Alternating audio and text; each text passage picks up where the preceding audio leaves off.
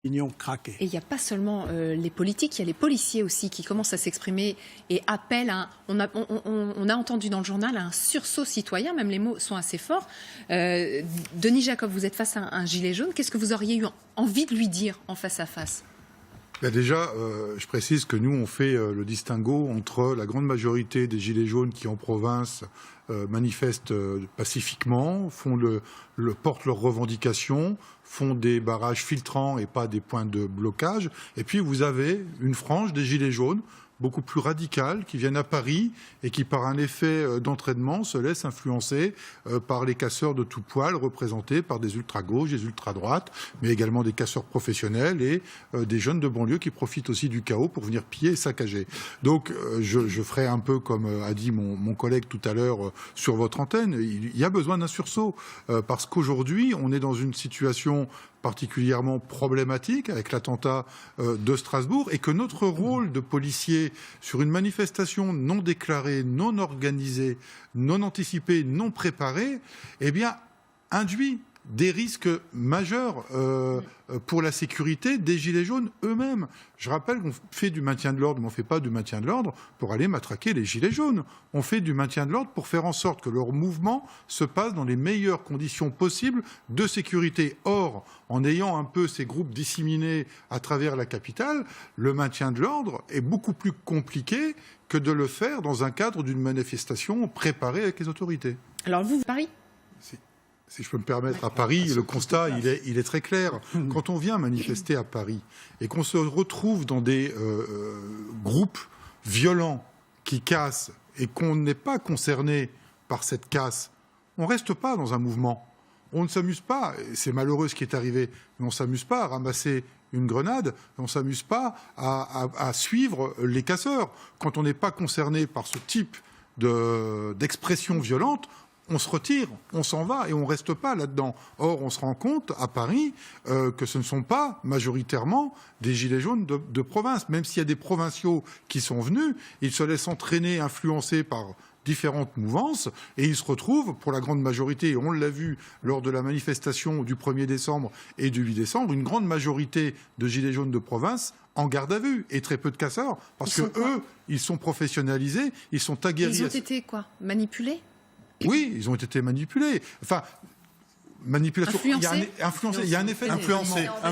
Peut-être pas manipulé, mais influencé. L'effet de groupe fait que quand vous avez un ou deux meneurs et que derrière on est déjà bien remonté, eh bien il y a cet effet de groupe qui fait qu'on est entraîné et puis après on se retrouve au milieu d'un événement qu'on ne prévoyait pas, de violence. Et bien dans ce cas-là, il faut assumer ses responsabilités et se retirer et partir des mouvements de violence. Or, il y en a qui sont restés, donc il faut qu'ils en assument aussi les conséquences. Si on voit samedi dernier, c'est vrai que bon, nous on était sur les Champs-Élysées. Alors, c'est vrai que les forces de l'ordre nous ont obligés de rester sur les Champs-Élysées parce qu'il y avait des groupes de casseurs sur l'avenue Friedland, il y en avait qui étaient sur l'avenue Marceau. Donc en fait, ils nous ont maintenus, mais alors en totale sécurité. Et en fin d'après-midi, mais ils nous ont vraiment très bien protégés. Ils nous ont même fait un corridor de sécurité en fin d'après-midi pour qu'on puisse partir et s'exfiltrer correctement. Donc c'est vrai qu'ils ont fait un travail vraiment remarquable.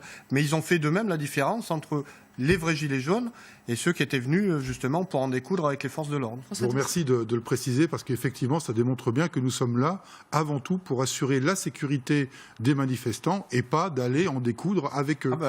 Et on sait faire la part des choses. Quand on voit les vidéos sur les Champs-Élysées, d'ailleurs beaucoup de gilets jaunes étaient en train de discuter avec eux.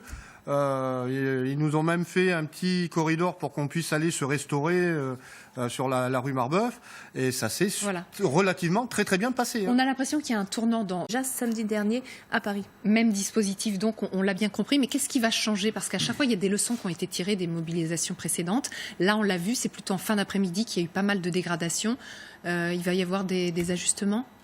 Les ajustements... Je ne vais pas vous en parler parce qu'on a eu une fuite la semaine dernière d'une note d'organisation et c'est assez irresponsable d'ailleurs que quelqu'un potentiellement interne au ministère de l'Intérieur ait pu diffuser cette note. Donc je me garderai bien de donner toute précision sur le dispositif qui pourra être mis en place, même s'il sera sensiblement similaire à la semaine dernière. Le but est effectivement d'aller au plus vite en amont sur ceux qui seront identifiés comme casseurs potentiels, de façon à les exfiltrer de toute manifestation pour éviter qu'ils mènent des groupes, je le disais tout à l'heure, avec un effet d'entraînement de gens qui ne sont pas du tout là potentiellement pour casser, mais qui se laissent entraîner, et donc exfiltrer ces individus-là pour éviter d'avoir toute la casse. Ça, vous pouvez le faire.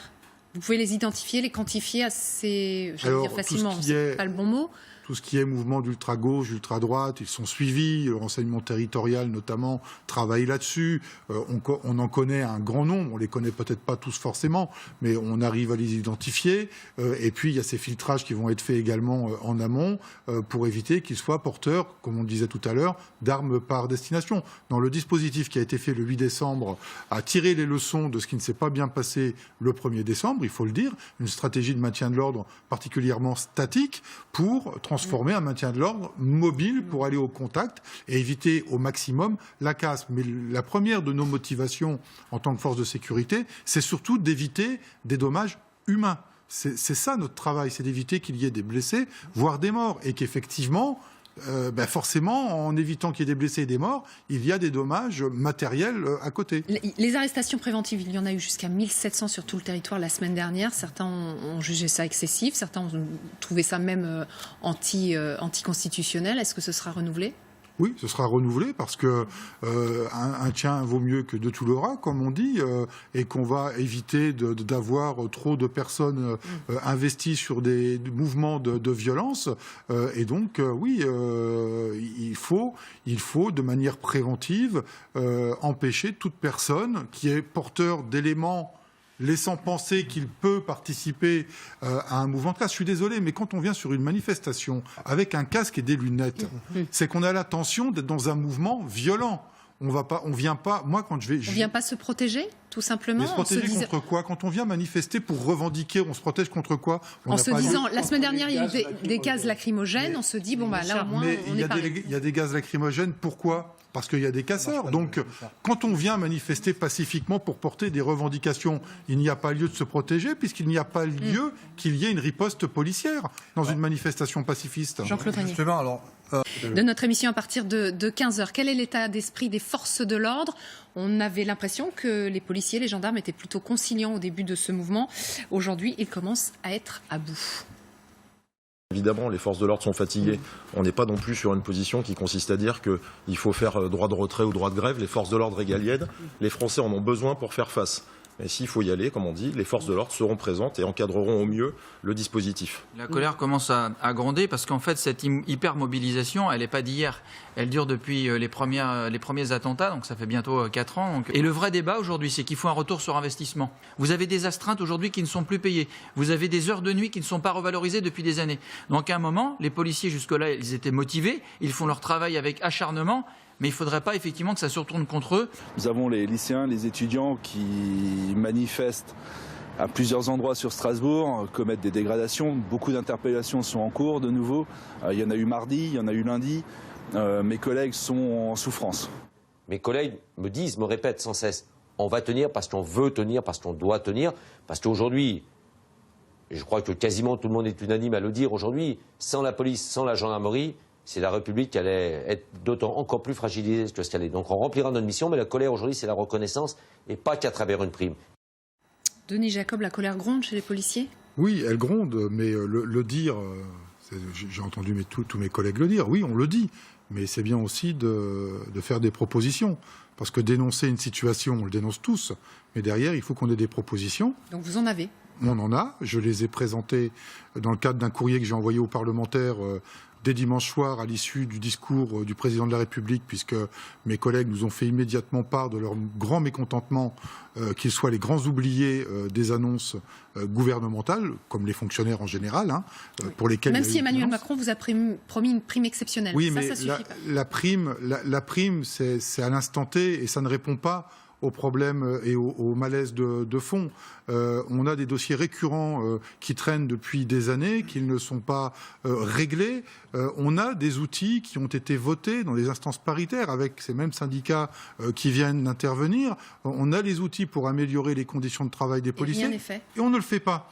Donc moi, j'ai saisi les parlementaires dans un courrier de 3 pages. J'ai saisi le président de la République lundi, ainsi que le Premier ministre et le ministre de l'Intérieur, avec des propositions qui n'ont pas d'incidence immédiate grave sur le budget de l'État. C'est-à-dire, ces réformes qu'on les mette en place.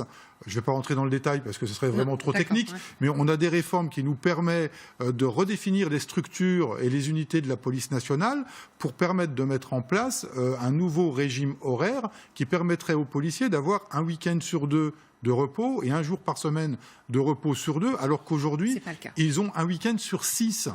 Mais qu'est-ce que vous êtes en train de nous dire? Si ça continue comme ça, nous aussi, on va mettre des gilets jaunes. Il va falloir nous entendre aussi. Mais je pense que je n'ai pas besoin de le dire aujourd'hui. On l'a vu il y a 2 ans. D'octobre à décembre 2016, il s'est passé quoi? C'était une première. Moi, j'avais signalé dès octobre 2015, dans le cadre des instances paritaires du ministère de l'Intérieur, qu'il y avait un malaise, que la grogne était là et qu'il fallait vite réagir, sinon on allait avoir un mouvement de contestation. On l'a eu 1 an après avec un mouvement qui a totalement échappé aux syndicats représentatifs. Et aujourd'hui, je tire à nouveau le signal d'alarme parce qu'on est exactement dans la même configuration, mais que les choses sont claires. L'intérêt supérieur de l'État passe avant tout. Nous sommes des professionnels de la sécurité, les collègues feront leur boulot, mais il ne faut pas mettre de côté le fait que sur leur temps de repos, ils pourraient à nouveau descendre dans la rue. Il faut faire